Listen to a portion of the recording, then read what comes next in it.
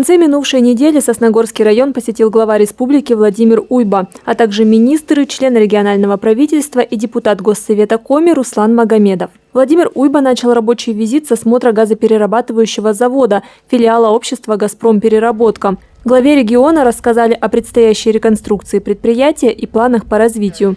В этом году завод отмечает 80 лет работы. Здесь трудятся более 1000 сотрудников. Владимир Уйба вручил отличившимся юбилейные медали в память столетия Республики Коми. Удачи, поменьше отказов оборудования, здоровья и благополучия.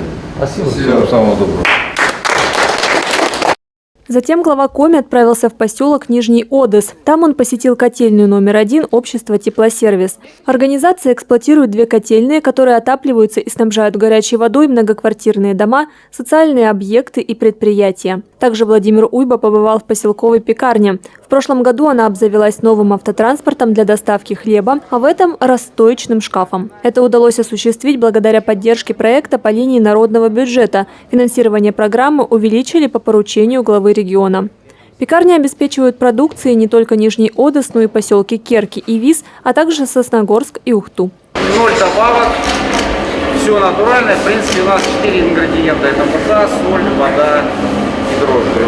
Все, больше ничего лишнего. Глава Коми посетил Дом культуры, ознакомился с направлениями его работы. Кровля учреждения требует ремонта. Владимир Уйба достиг договоренности с руководством ПАО «Лукойл» о выделении средств в рамках социального партнерства с правительством региона. Ремонт начнется в ближайшее время. Здесь же, в Доме культуры, глава региона провел встречу с населением. Были обсуждены вопросы ремонта и строительства дорог, социальных объектов, выделения субсидий на проведение антитеррористических мероприятий в школах, оказания медицинской помощи, оснащения медоборудованием учреждений здравоохранения и многие другие. Поставка бесплатных лекарств для больных ухудшилась. Могу привести пример, вот по себе скажу. Значит, во-первых, сдал документы на рецепт 28 июля. Врач сказал, что будет готов 14 августа. Получил 23 августа. Пошел в аптеку, лекарств нету. Мне, по крайней мере, министр здравоохранения, это не первый вопрос, доложил, что мы сейчас, вот к концу лета, начало осени, выходим полностью, закрываем все долги, которые были. Почему вы говорите, что там, условно говоря, вот там 2 дня назад вы покупали за свой счет, в аптеке нет? Давайте, значит, отдельно надо, значит, собрать вообще весь пласт, где еще по бесплатному у нас есть проблема. Значит, отдельно просто я министра допрошу с пристрастием и отдельно прямо ответим. Прозвучал и вопрос о материальном стимулировании новых кадров в отрасли культуры. Очень остро стоит вопрос нехватки квалифицированных педагогических кадров в детской школе искусств нашего поселка. Можно ли рассмотреть вопрос о включении категории преподавателей детской школы искусств в федеральную программу «Земский учитель»? Я направил письмо на министра культуры в прошлом году с просьбой эту тему рассмотреть и на их федеральном уровне дать посыл к решению. Что на сегодняшний день сделано? Они нам дали ответ, что там написано, что в рамках программы «Земский работник отрасли культуры» будет осуществляться единовременная выплата прибывшим в сельскую местность и малые города работникам отрасли культуры, включая культурно-досуговые учреждения, музеи, театральные организации, библиотеки и детские школы искусств по видам искусств. Поэтому думаю, что с 2022 года, скорее всего, эта норма начнет действовать. Владимир Уйба дал правительству региона ряд поручений по решению проблем и проработке предложений от жителей. Работа будет проводиться совместно с администрацией района. Полина Востракова, Евгений Юрин, Вести Тимана, Сосногорск.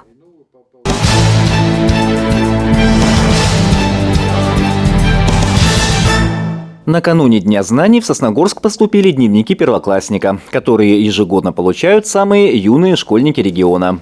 В этом году дневники посвящены 100-летнему юбилею Республики Коми. Документ школьника содержит интересную информацию о регионе, его природе и достопримечательностях. Все это написано доступным для ребенка языком. Я бы отметил очень большую информативность этого дневника. В нем содержатся сведения по истории, географии, природе Республики Коми. Рассказывается, и это особенно актуально в год столетия нашей республики, о традициях народа Коми, о национальных блюдах Коми-кухни, о видах спорта национальных, о городах и районах Республики Коми. То есть дневник очень насыщен полезной информацией. Ну и плюс ко всему, я думаю, что он будет выполнять свою основную функцию школьного дневника. Стоит отметить, что дневники первоклассника в Республике Коми выпускаются с 2014 года. Каждый раз в школьном документе отражена новая тема. Это 70-летие и 75-летие победы в Великой Отечественной войне, 95-летие Республики Коми и другие знаковые события истории страны и региона. Приятно и очень радует, когда инициатива становится доброй традицией. И первоклассники в день своего первого посещения на первом уроке получают такой прекрасный подарок, как дневник, в котором все узнают. Собрана очень интересная, большая информация о родной Коми республике. В этом году за школьные парты впервые сядут 520 юных жителей Сосногорского района. На память об этом событии они получат не просто традиционный, а по-настоящему уникальный дневник первоклассника, выпущенный в год столетнего юбилея Республики Коми. Андрей Калиничев, Евгений Юрин, Вести Тимана, Сосногорск.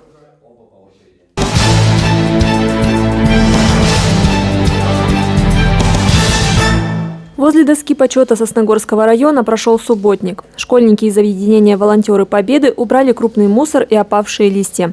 К ним присоединилась и руководитель Совета ветеранов Ольга Корякина.